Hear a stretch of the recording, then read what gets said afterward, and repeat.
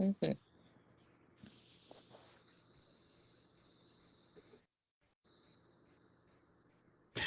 And we are on. We say all praises be to the Creator, all power to His people. In the name of Yahshua, the Black Revolutionary Messiah, I greet you, my brothers and sisters, in the spirit of truth and the words of peace. Shalom Aleichem. Giving a special salute to the Black Messiahs. Our motto is stop waiting for a Savior and be one. Stop waiting for a Savior and be one. Got an exciting show tonight. Got my sister, the Minister of Information for the Black Messiah Vanguard, Sister Sharyn, aka Sista Spitfire. And tonight we're going to deal with Dr. Claud Anderson's book, Black Labor, White Wealth, The Search for Power and Economic Justice. Everybody in Durham's talking about we need solutions, we need solutions, we need solutions. So tonight, in the context of what's going on in Durham especially, we're going to get into this book, Black Labor, White Wealth, so we can really go into some good solutions. So without further ado, my sister, Sister Sharyn, aka Sister Spitfire, Minister of Information. How you doing, sister? Pretty good. How are you doing? I'm doing well. I'm doing well. So let's jump into this book. This is a very good book. Dr. Claud Anderson, as you know, has written several good books, Powernomics, Yep. Dirty Little Secrets. And this book is Black Labor, White Wealth, and it hits on a lot of good topics. So without further ado, the floor is yours. All right. So I first read this book probably when I was maybe 18, living in New York. I was reading it because at the time, I would travel from where my mother lived, which was in Manhattan on 96th and Broadway, very posh, nice high-rise building, majority white neighbors. And I would travel to go see my grandmother, who lived in the Bronx, on Webster. So a lot of people know that's like the South Bronx. And it was, maybe because I'm used to it, but for someone that probably came from the outside, they might say this is a rough neighborhood. Like, how are you getting around? But we knew it as kids. We knew who we were around. But there were just very little changes from the time that I was very small and lived there and went to a daycare center that was downstairs from the apartment to when I was 18. There was very little that changed for the better. In fact, I want to say it started to become worse.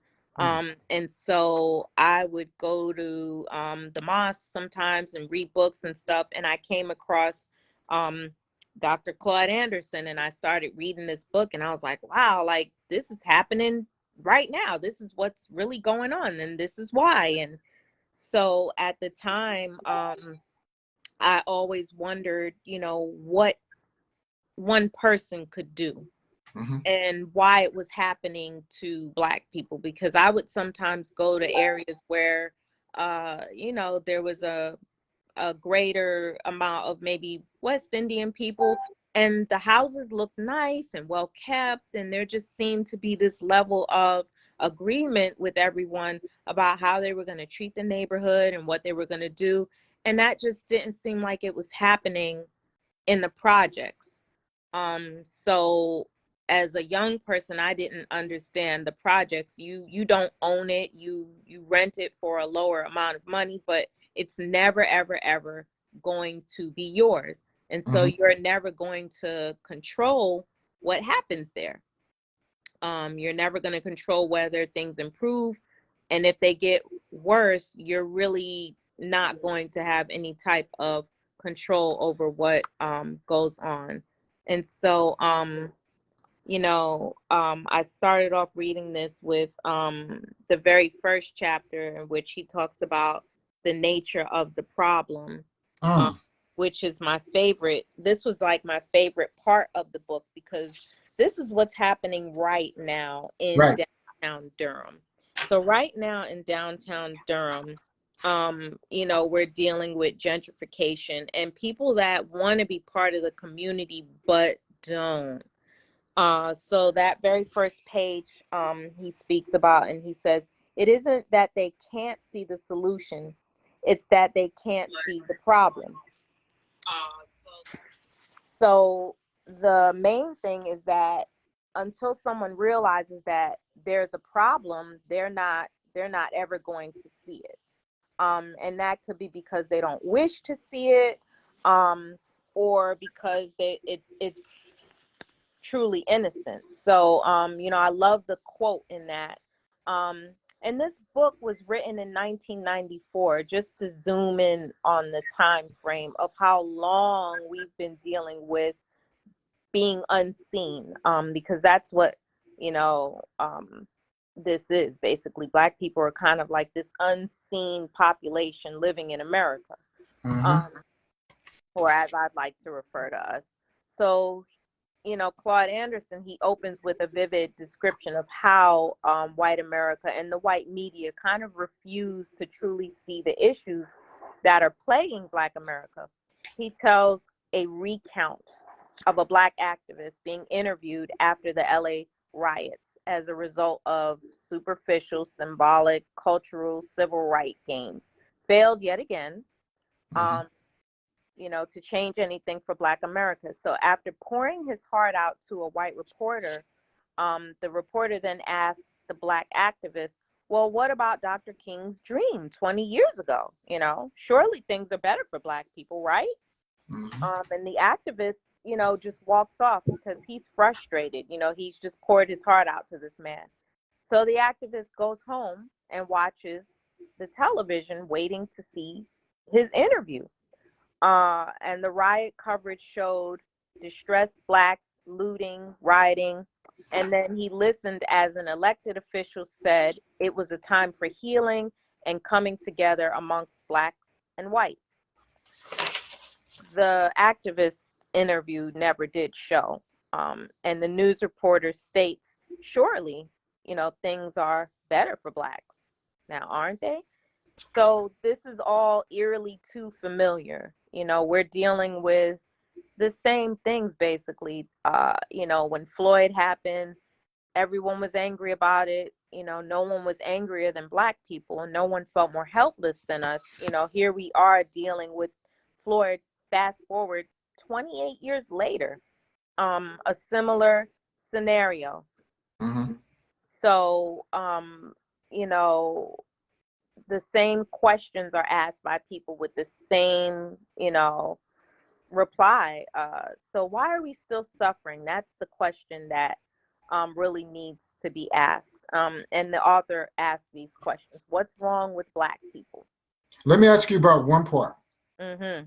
Um, One part, he said the root problem in Black communities across America is race and the unjust distribution of our nation's wealth, power, and resources. How does that apply to Durham?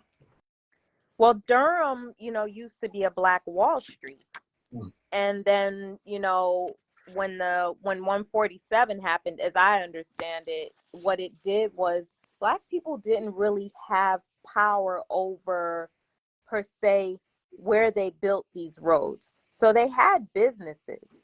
So they had some economic power, they had a sense of community, and they had what we call a sense of group economics. So they had all of that, but what they didn't have was they could not control those political powers. So they didn't have that. So just like on the show High Off the Hog, the woman talks about how her grandfather's farm is basically being bulldozed through. And I can't remember the term they call it. There's a specific term that they call it when they just mow through your property. Eminent domain. Yeah, eminent domain. Eminent domain. Thank you. Also, formerly known as manifest destiny. Right. Yeah. So it's the same thing. Basically, like, well, we saw this, we figure it's good for us, so we're just going to build through it. And what that did was it cut people off, and it caused a lot of people to lose their homes as well. So at that point, I think what they did was similar to what's going on now in downtown Durham. Mm-hmm. They came and decided that they thought an area was attractive, and they just without thinking of how it was going to affect the people that worked hard and built it up and lived there and put blood, sweat, and tears in it. They just mowed through it. Mm-hmm. So I think it's very similar to what's happening downtown, because I'm quite sure that the people back then when they first built it were not just silently sitting by watching. I'm sure they had objections. I'm sure they tried the law, but none of those things were put in place to benefit them. So, he speaks about that and why, you know, basically why the root of it is not really what the symptoms are. So there's basic symptoms of it, and they always call the symptoms the cause. So, Mm-hmm. symptoms are, you know, misguided family values, pregnancy, drugs, violence, unemployment, crime. Now we have COVID. So all those things are just symptoms of the problem, and the problem is that, we've gone on for how many years giving cheap labor. He talks about, how we've basically been exploited, so when we were slaves, the labor was free. Mm-hmm. And then once, Black people were free, they weren't really major differences. You were free, but you were broke. You were free, but you didn't even get a toothbrush to leave with. You had no belongings as a slave, and you had no belongings when you were free. And you had no one to pass on generational wealth to you. So really, you were a beggar. And because of that, many got criminalized. As a criminal, you could be put right back into servitude, which Mm-hmm. was for free. So really, you were back in the same boat. You just had a paper that said you were free, but you weren't really free.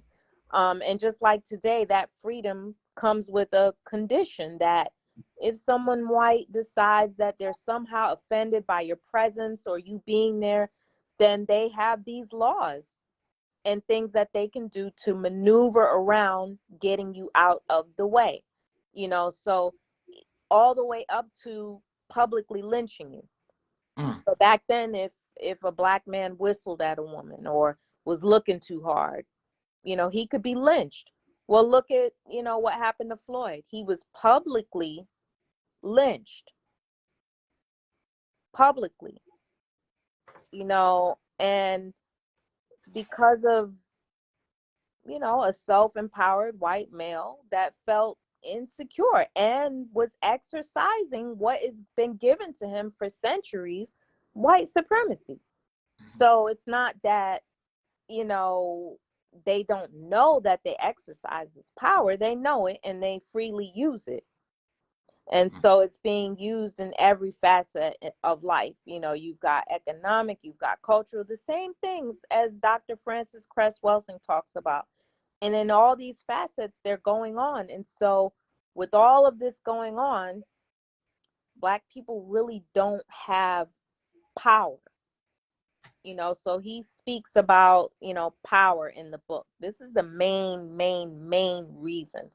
um the power concept, the definition of power. I love this. You can go to page 28, the very second paragraph. I'll thumb through it with you. So, I really liked it because a lot of times people think about power as, being able to lift up a block or, cut a tree down, but that's not true power. Um, he speaks about power. What is power? Power is defined in Webster's dictionary as the ability to bring about fulfillment of one's desires and needs. So, yeah, that's great. But, you've got another guy in here, Thomas Sowell, an economist, excuse me. Mm. And he wrote in his book, The Economics and Politics of Race, that power is not simply the ability to get something done, but to get it done despite the resistance and the opposition of others. So this hits home. Black people do not have any type of power. And the type of power that he mentions is group power, institutional power, wealth power, numerical power, political power, voting power, which he calls an illusion. So we don't have power in any of those areas at all. So we Can really I ask a can't. question? Yeah. Cut you off, but Durham is about 40%, close to 40% Black. Mm-hmm. Why do you think we don't have these things? I mean, this book was written in what, 1994? This is 1994. So why do Mm-hmm. you think these, especially in Durham, why do you think these problems still exist? Well, for Blacks, and I wrote that down, for Black people as a whole, we don't have group power. Even though there's a lot of us living here, we don't come together as one collective force. And another thing he mentions is there's no sense of community. So you have small pockets Right. where, you might have 20 people in a certain area that are like, hey, let's get together, when in fact, maybe 5,000 people live in that area. So 20 of them can't move the crowd. Mm. They just can't. Like, they can yell, they can scream, but they can't move the crowd. You have 20 people out marching, screaming, pleading, trying to educate and doing everything, while the other 5,000 sit at home putting on lashes and weave, watching Little Nas on TV, watching BET, doing whatever, fighting, cussing, gathering together for football on Sundays. And you have a small fraction of those people that see with clarity what's going on, and they're trying to awaken someone that's in a burning house with the volume turned up. Mm. Right. That's a good analogy. Very good analogy. So it's just like, and then it's like, for some people, they don't want to be awakened. They're like, you know what, it's toasty in here, I'm good. So they want to, they're self-destructive. So you have a lot of that going on, and it's become this circular, type of cycle that it's just like a merry-go-round of violence. And the violence is just a symptom, because if Black people were the owners of many of the stores that are getting robbed, if we were the owners on a grander scale, how many of us are going to bump into that same person that robbed us if we live Mm. in the community? Versus, all right, somebody robbed my store. You know what? I got insurance. I'm going to file it. Ain't no biggie. Somebody got shot in front of my store. They do this shit all the time. I'm going home.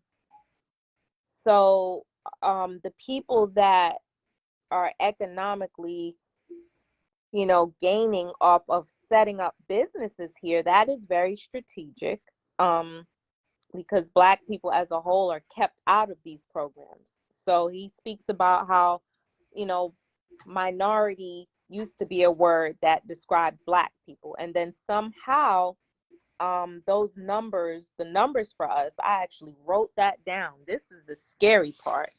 The numbers for us went down. So there used to be a time when we were, you know, group power.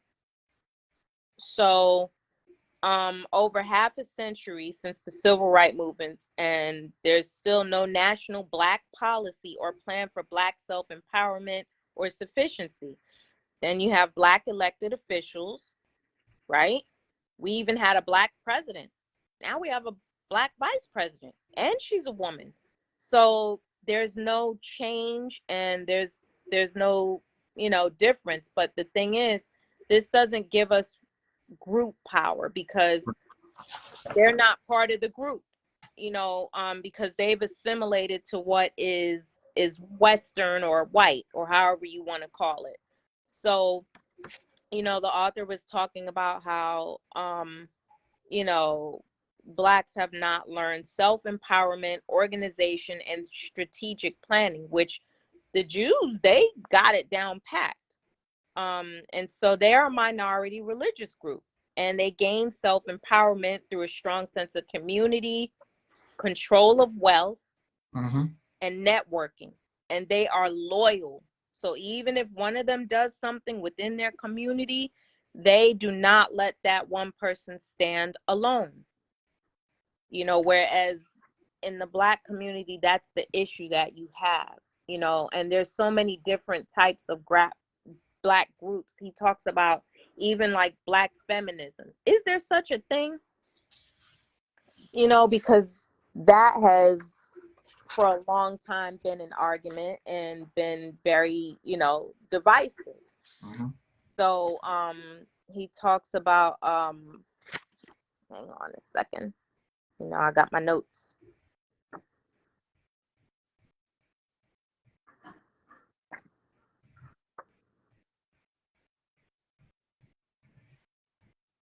Here we go. So this was the numbers thing.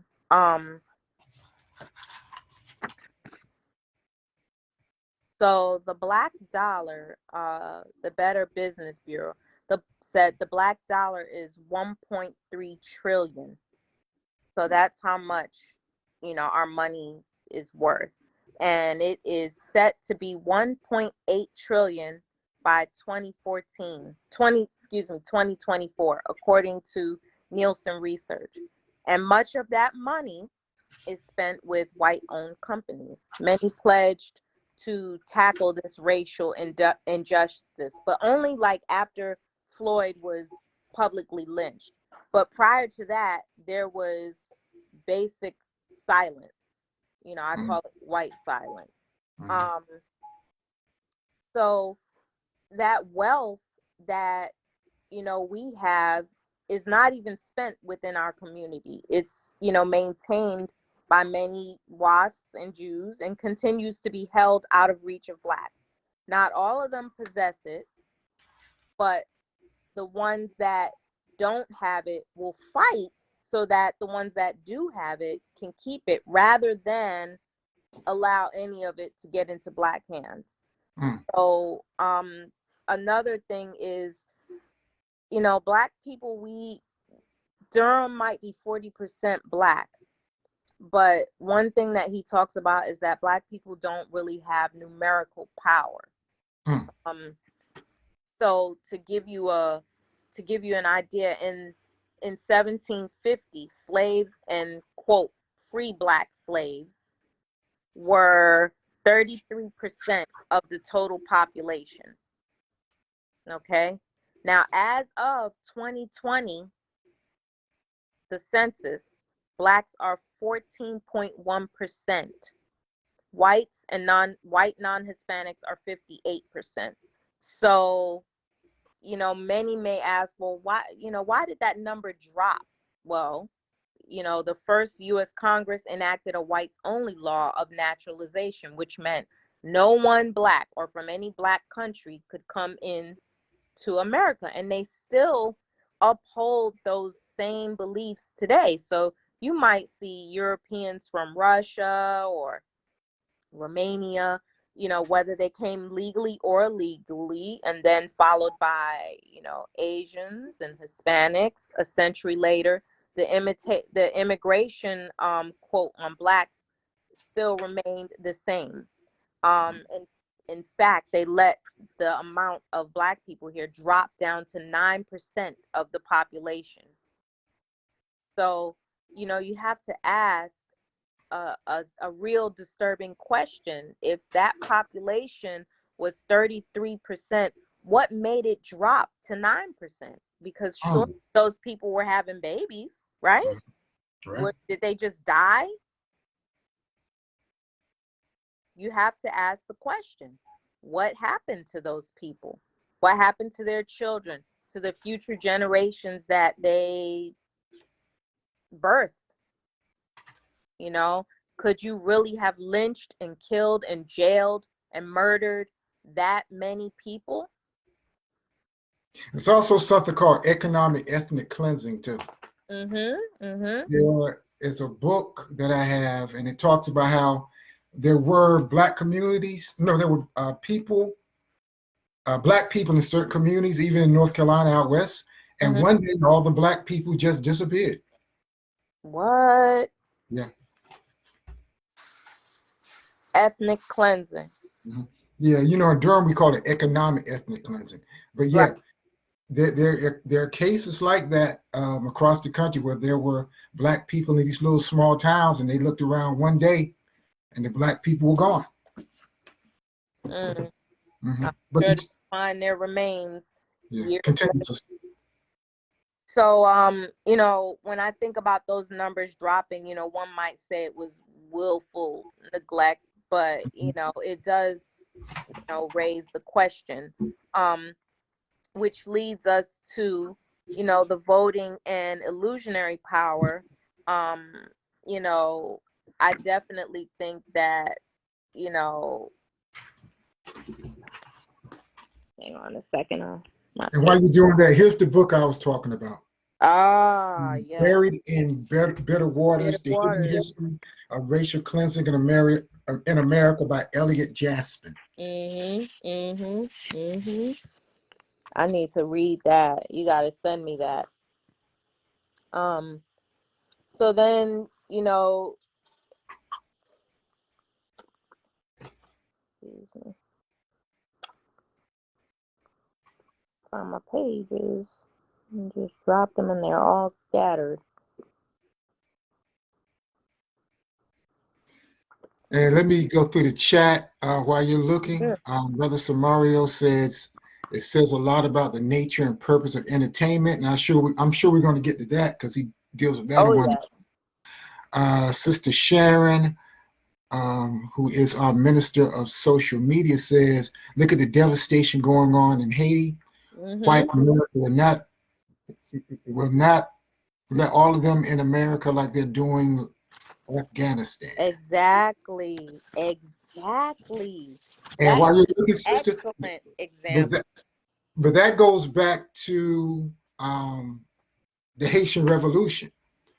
America always feared Haiti because of they were considered as revolutionaries because of the Haitian Revolution. And I think not Doctor, but Lerone Bennett discusses that in his writings, how Haiti was seen as a threat. Yeah, because they helped free Dominica. So they defeated the French. I won't say they defeated the whole French army, but they defeated part of the French army. They sent them packing. Exactly.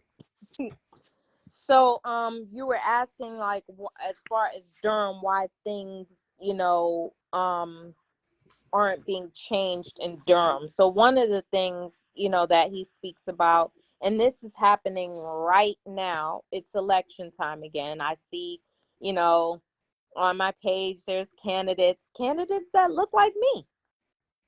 And so, page 35, second black paragraph. Okay, here we go. Thus, Black political power has yet to become an effective strategy for getting vitally needed resources to Black communities. Though the rule of politics is something for something. So this is the thing. Black Americans are never specifically rewarded for their overwhelming support for candidates for public office. Black officials are skittish about using the powers of their office to specifically address the needs of Black communities because they are concerned about generating a white backlash. It is easier for them to propose or support programs that are ambiguously designed to assist everybody rather than just Blacks. For their political support, Blacks have always been denied quid pro quo or something in return for their votes. Now, why does that sound familiar? That sounds like what Obama did, because he was in office twice. Even Biden is in office now, and you know, it's just like we can't get anything. So the thing is, it's like people were mad at Ice Cube when he was like, all right, well, we need to negotiate. People were upset with him. And, you know, he had a point, because now look, here we are, here's Corona, here's every distraction under the book. Here's people who do need a place to stay moving into Durham. But what are they doing about the homeless residents of Durham? You know, so what are they doing about the veterans that are homeless, that that aren't receiving any health care, that don't have jobs, that don't have assistance for when they have a mental breakdown? What are they doing for them? Now, I do get it. People do need a place to stay when they are, you know, in a situation like that where, you know, there's war and it's at no fault of their own. But the veterans that went over there to fight for them, they also need a place to stay. They need the same things. People that are over here that pay taxes, and Durham has some high taxes. But I drove, out of curiosity, I drove to Morrisville. It is so nice. All the trees are just shaped and smooth. There's no garbage on the road. You know, and then I drove up the street from where I live to a road that they just recently built, and already it's overgrown. Like, they just threw the new cement there, and no one ever went back. You know, so I do think that you know, it's definitely like a political silencing of Black voices. Like, the time comes for election, and they come to the neighborhood, and you see them shaking hands. They're at cookouts and everybody's churches, you know, and then they disappear when it's all done. They show up for a photo op, and then there's nothing else. And there's never any type of negotiation when that's going on. So Black people need to learn to say, look, something for something. If you want my vote, what are you giving me? I would add this. There has been Durham is built on compromises, but those compromises have never benefited the masses of Black people. If you read this book, Upbuilding Black Durham, by Leslie Brown, it talks about, and it gives a pretty flowery picture of Durham. But Durham, if you read any of the history about Durham, it talks about compromise. The white business leaders compromised with the Black business leaders. And a lot of times they sold the masses of Black people out. Yeah, like, that most people in Durham don't want to talk about. What was this compromise? Well, according to, everybody should read this book, Liberalism, Black Power, and the Making of American Politics by Professor Devin Fergus. The compromise was, don't deal with those militant people. That's one of the compromises. That's why you don't see Durham as part of, you know, you don't really see a Black nationalist movement historically in Durham. I mean, you have the Howard Fullers, you had Malcolm X University at one point, but because of that compromise that tried to suppress the masses in lieu of compromising with white business owners, they did everything they could to keep Durham peaceful. They did not want Durham to become another Wilmington. So a lot of compromises were set up that, okay, we're going to give the people, we're going to make businesses available for some of y'all if y'all can keep the masses of people quiet. So do you feel like the ones that they gave the businesses to or allowed in, do you feel like they sold out, like they were kind of sellouts? Now, if you read this book, books that are critical, books like Defying Dixie, if you read the book, a couple of more books that I'll pull later, but it would say, yeah, it was selling out. But if you read books like Upbuilding Durham, they'll say, now it's just good business sense. So it depends on who's telling the story. If you go to one side of Durham, they'll say, well, it was just good business sense. But if you go to the other side of Durham and build with the elders, they say, no, they sold us out. That's really the thing about Black Wall Street and even the Haiti area, it catered to one section of the Black community, but they left a large part of other parts of the Black community behind. And those gangsters and those wild children they talk about in Durham, that's the result of that compromise. Go ahead, sister. Go ahead. Yeah, now I could see that. So that's another thing that he's talking about. So the how to, you know, Black people may say, well, how do I, what do I do? You know, he talks about self-empowerment through organization and strategic planning, and how Blacks have not learned this, like I was saying before. And the way that you get it is through, gaining self-empowerment through a strong sense of community and control of wealth and networking. Or, he says, or share power with groups who already have it. So many Blacks take the latter approach. So this is what you're talking about has happened. So many Blacks take the latter approach, which he thinks is a remnant behavior of slavery, as told and demonstrated in Uncle Tom's Cabin. This allows the power seeker the ability of being close to the power holder, which in turn rewards the power seeker with personal benefits. So it in no way gives Blacks group power. And on page 41, third paragraph, 1,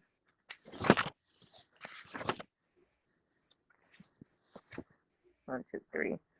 A study of group power. Evans and Giles report that increased concentrations, now this disturbed me, but this is very true. Increased concentration of Blacks served to generate higher levels of ethnocentrism among Blacks and raised fears among whites.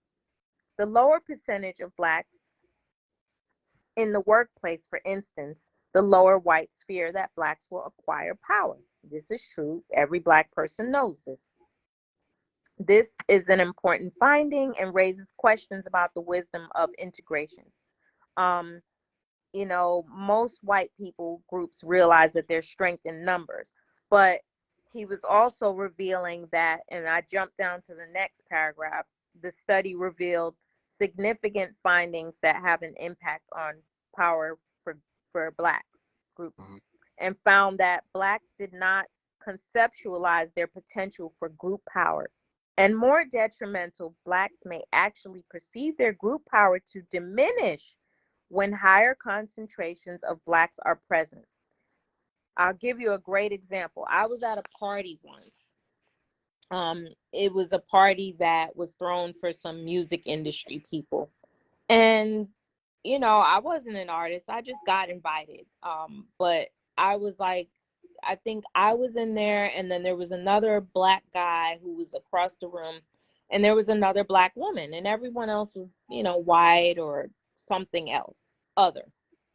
So the Black woman avoided me the entire time. Like, I went to get a drink and she literally like ran away. And then it was like finally another, a white person who I recognized said, hey, there's Jerome over there. Do you know him? I'm like, no, I don't. Like, should I? Like, we don't all know each other, but if you want to introduce me, I'm happy. But it made me realize that the Black woman had been avoiding me the entire time, almost as if she felt like by me being around her, she would somehow, be recognized as Black. And she didn't want that. And so They used that's, to call it the Black codes. yeah. The And Black so codes. that is something that I witness often. It's very, I call it Sambo like behavior. Like, you trying to cuddle up to this person so that you can do the same thing that they're doing, which is exploit people of color, but you are a person of color. So, and he was talking about that, like how a lot of people think that Uncle Tom is the quote unquote can I say coon without us being shut down? But in fact, it's Sambo. And so, you know, a lot of people, when they say Uncle Tom, they don't actually really understand what an Uncle Tom is, you know, because they probably didn't read the book, or maybe they didn't have to read it. So I'll go forward to, so yeah.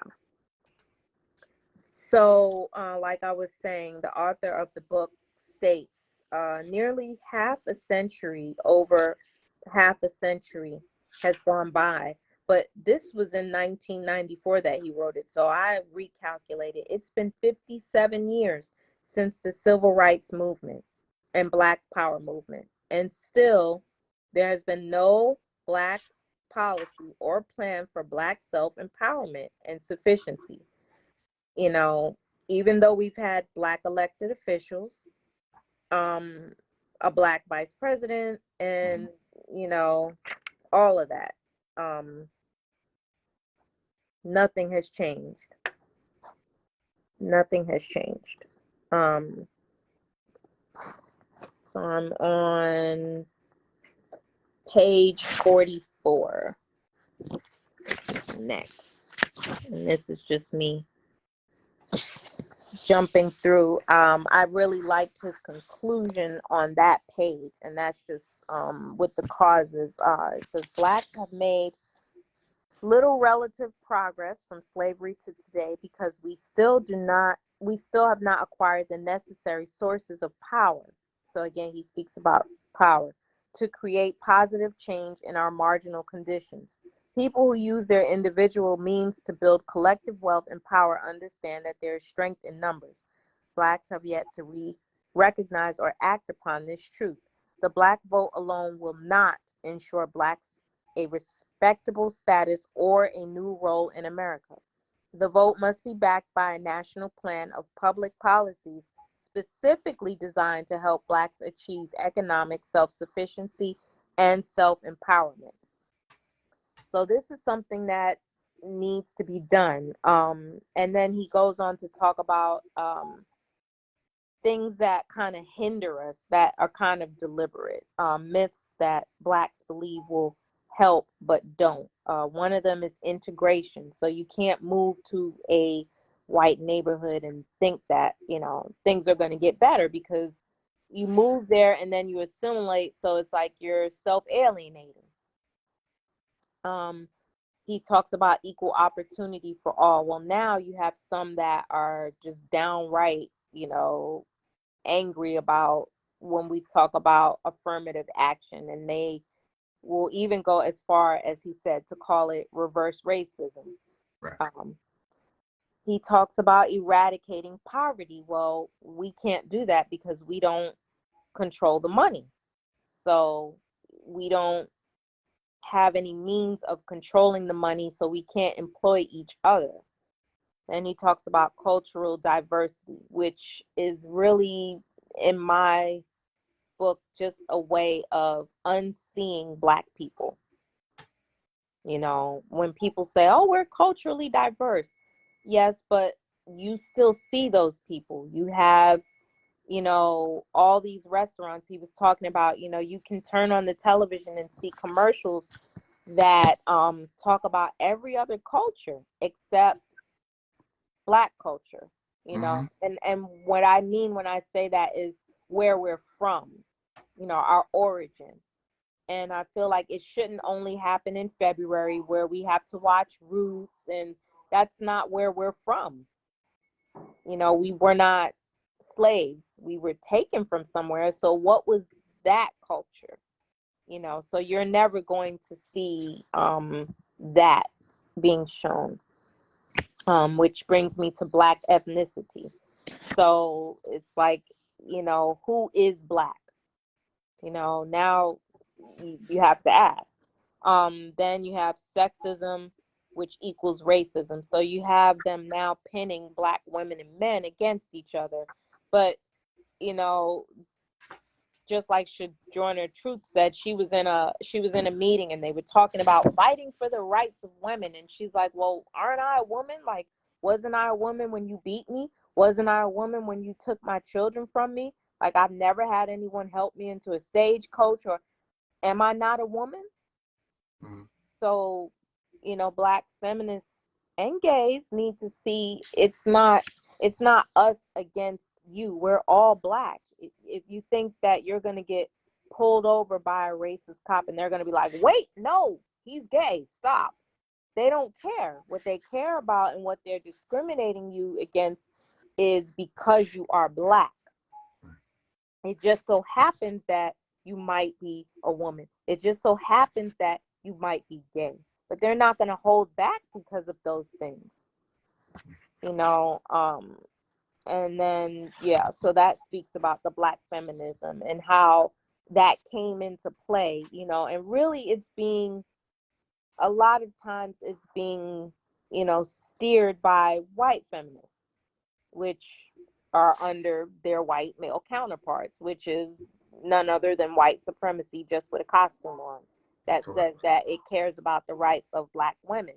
But if it cared about the rights of Black women, then it would care about their sons whom they birth and them not being shot down in the street. Because as a feminist, you're not only going to birth women, you're going to birth sons, and they need fathers. So you can't be a feminist and not care about your Black male counterpart when they're being withheld from everything that you are deliberately being given to cause strife between the two of you.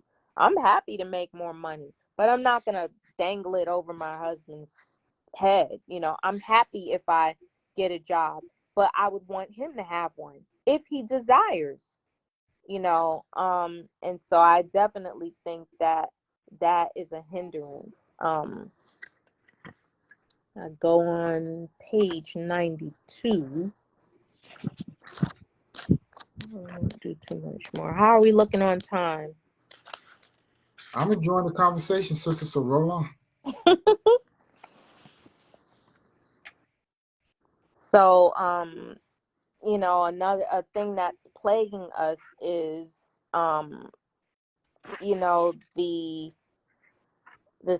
the lack of the sense of unity. So after the Civil War and until the first decade of the 20th century, Black jockeys dominated the horse racing industry.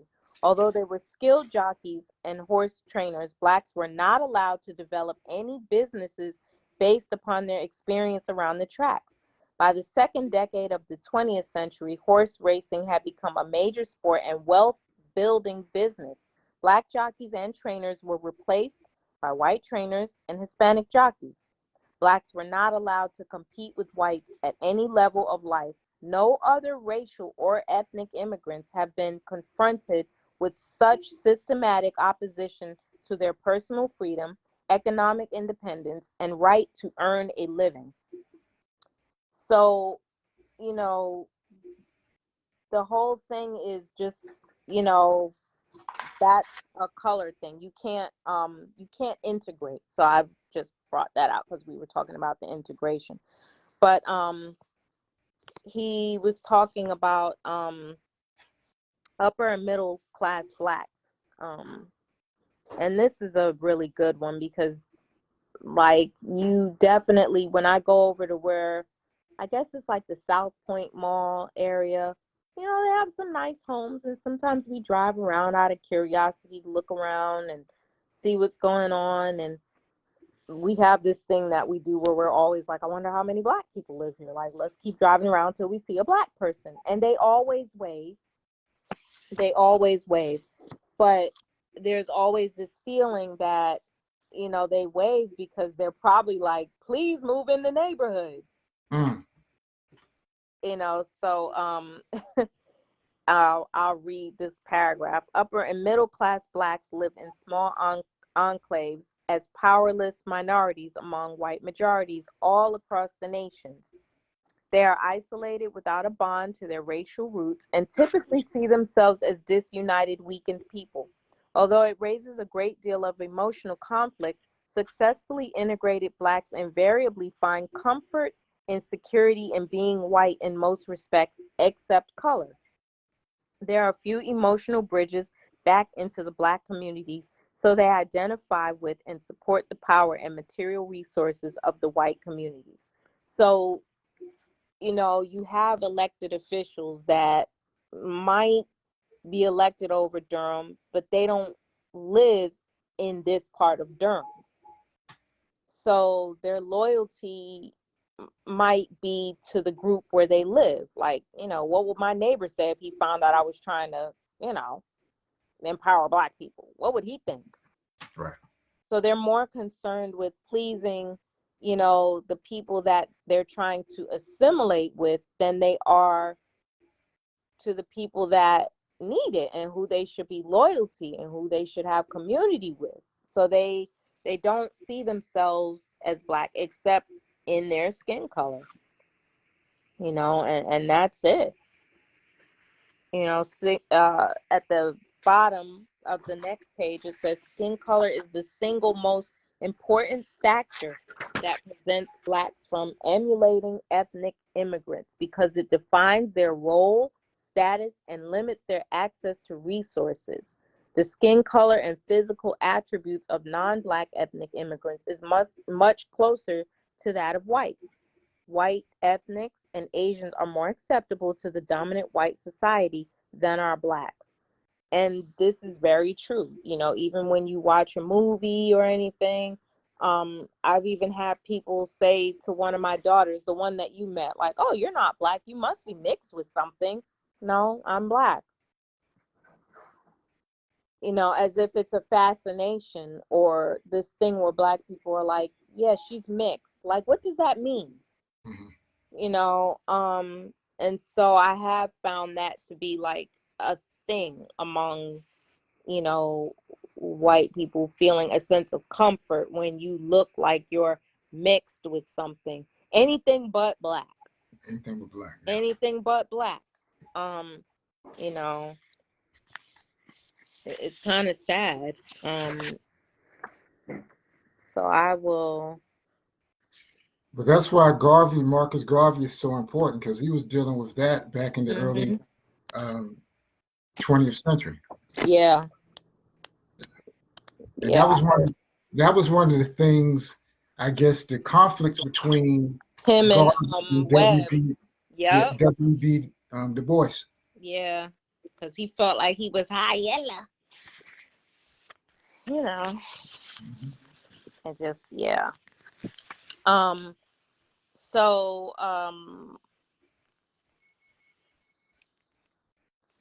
I put chapter 8 because he has some recommendations in here as to what like Black people can do.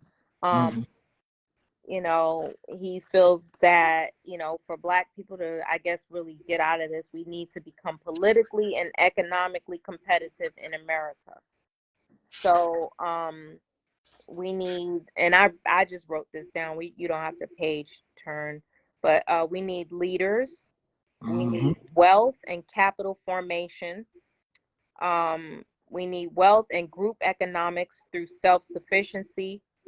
And we need to learn to break Black and white social behavior patterns by establishing what is socially and culturally acceptable.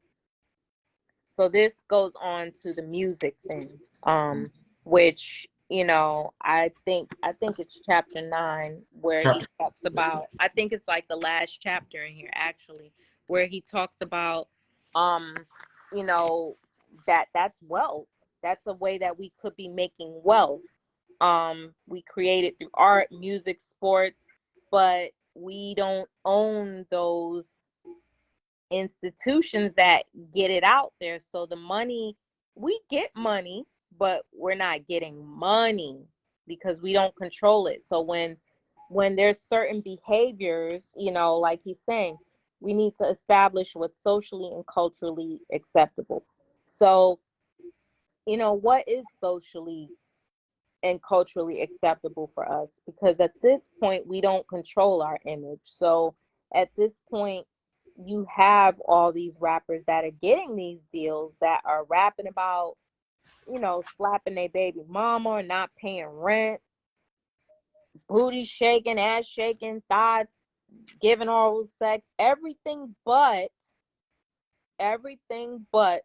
social and economic power, because that's not going to sell.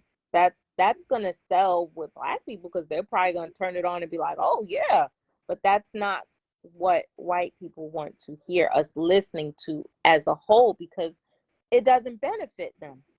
And so, these are our dollars that we're giving away along with the keys to our culture while dressed up in a buffoonery like costume. Mm-hmm. And every time you turn around, you have, like I saw they had a video with this little Nas guy, and then one of the videos, there's like a group of men just butt naked, just twerking and shaking and dancing. And I'm thinking, well, that's great and all, you're gay and you're out with it. Who cares? But if it was a group of Black women up there shaking naked, I would feel the same way. Why do you have to take your clothes off and do all of that, or dress in a costume, or be silly to get dollars? Why Mm-hmm. can't you just be a good singer? Why can't you just be a good entertainer? Why does entertainment for Black people mean that we have to make an ass out of ourselves or degrade each other for it to sell? Got a couple of questions in the comments in the chat. Hood Beat Magazine, salute, asking, let's see, asking are mix, is it a psychological tactic? I think that's what he's asking. Do you think it's a psychological tactic, the way they use entertainment? I definitely think it is, because if you show someone something long enough, then they begin to get desensitized to it. So, case in point, all these zombie movies, how does it always start? With a Black person being killed? I mean, how does it always start? It always starts with some sort of experimental drug. Oh, yeah. It always starts out that way, and so I always think, when someone wants to show you something, or when they want to make you less afraid of it, they give you a little at a time. It's just like when you teach your baby to swim. First, you put their feet in, then you put their legs in, then you lay them back. But eventually, you're going to dunk them in that damn water and hope that they're used to it.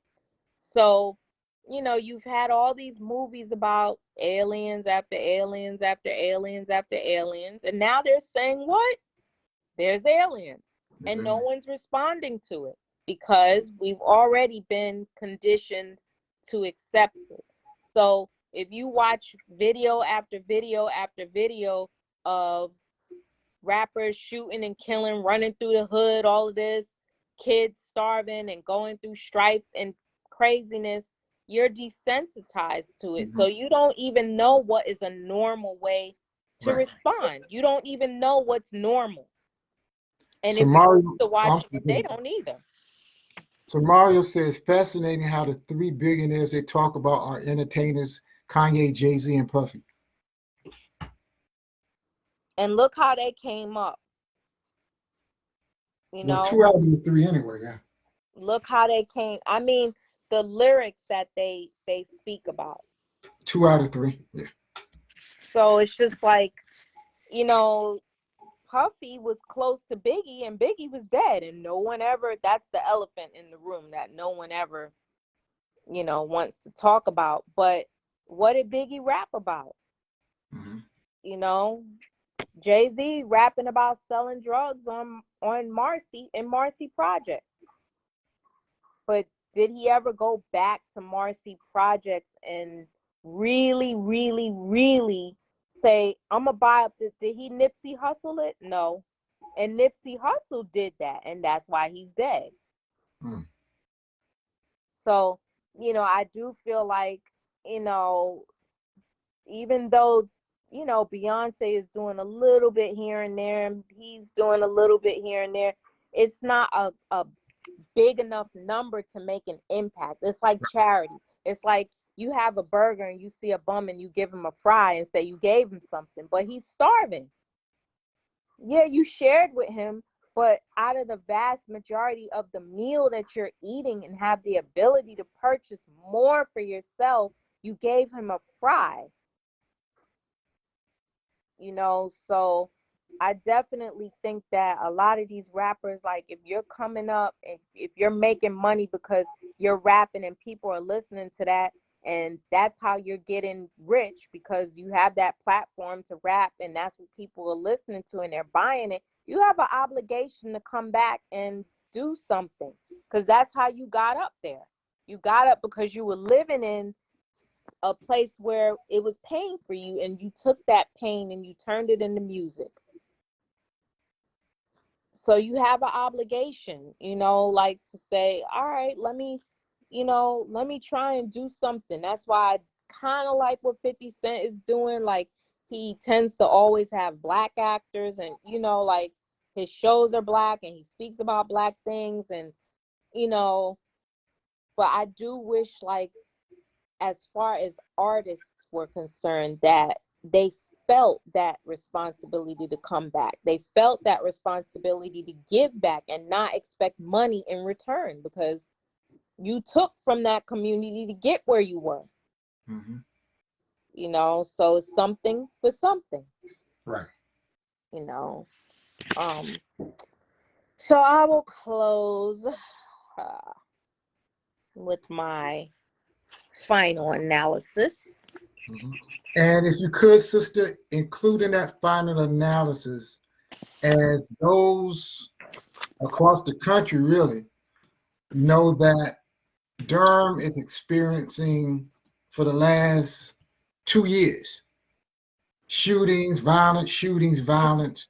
How would you think using this book or the writings of Dr. Claud Anderson, because people are always asking for solutions. I don't know if they really want solutions, but every time 3 or 4 people get killed, what's the solution? What's the solution? What solution to Durham's violence problem do you think that Black labor white wealth contains?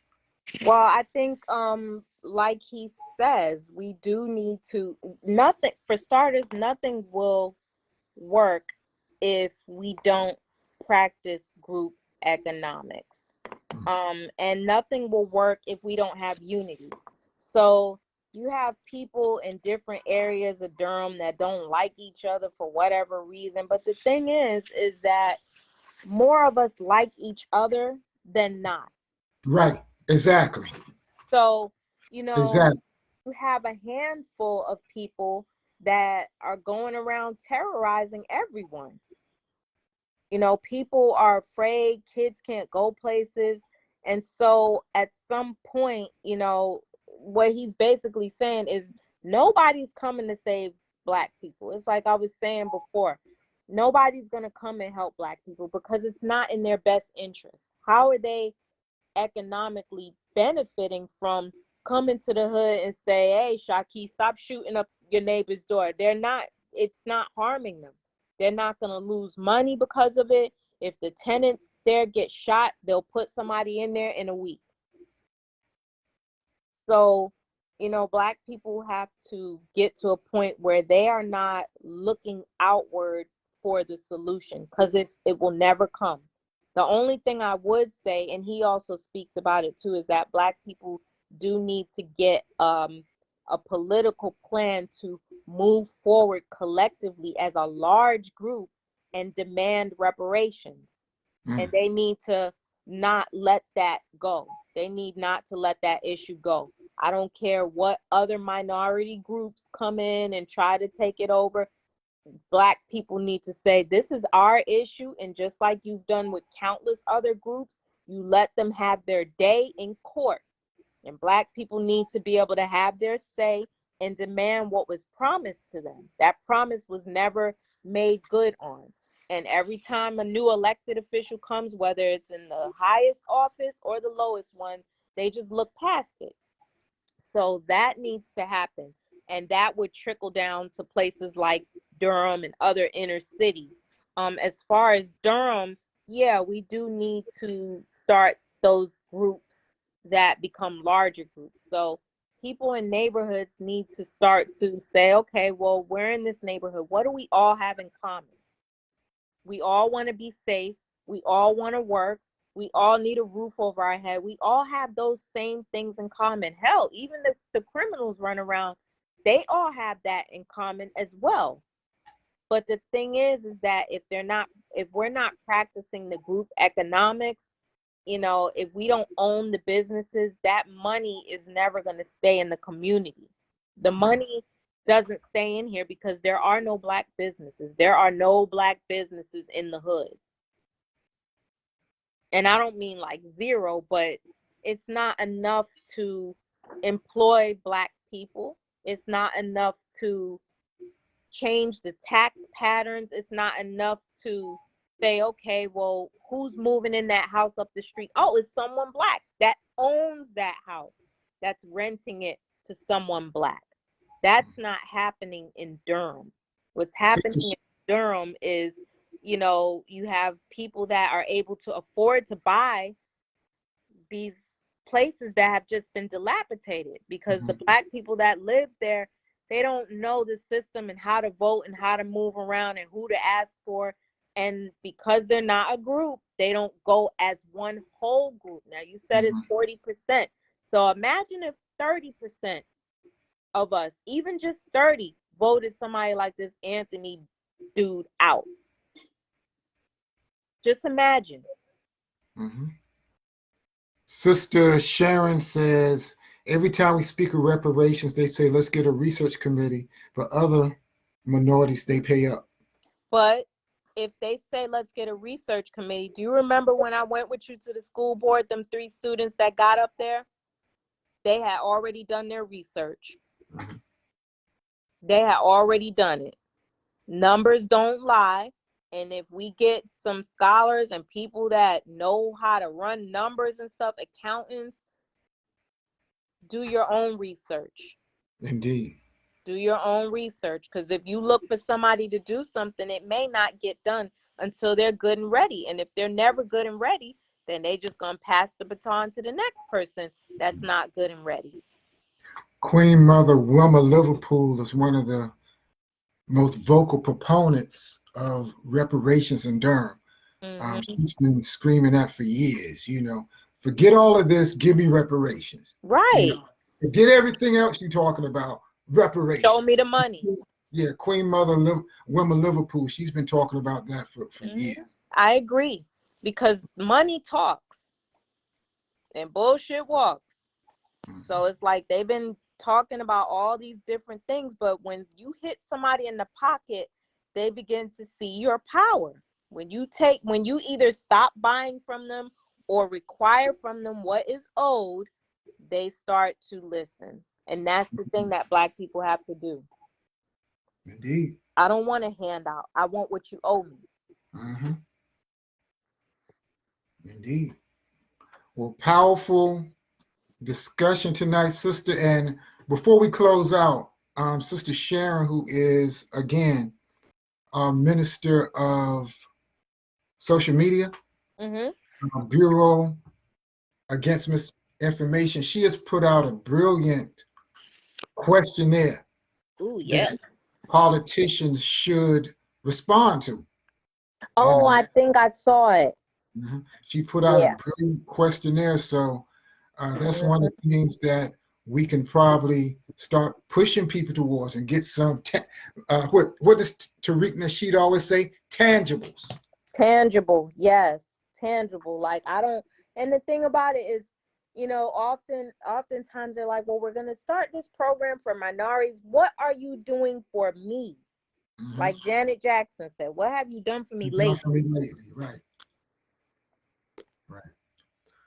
So powerful discussion tonight, sister. You have anything else before we close out? That is it. I just encourage everybody to read the book. I'll hold it up again.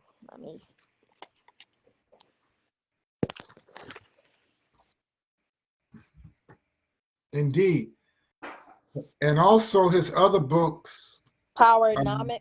Yeah, especially Powernomics, his other book on economics. But also for my Durham people, read as much about Durham history as possible. Upbuilding Black Durham, Leslie Brown, but especially this one, Liberalism, Black Power, and the Making of American Politics by Devin Fergus.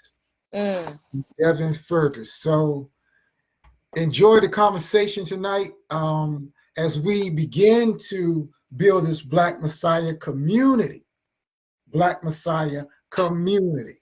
Let's come together. Let's put our heads together. Let's start thinking about a Black Messiah community where our motto is stop waiting for a savior and be one. Shalom, sister. Shalom. Great job tonight.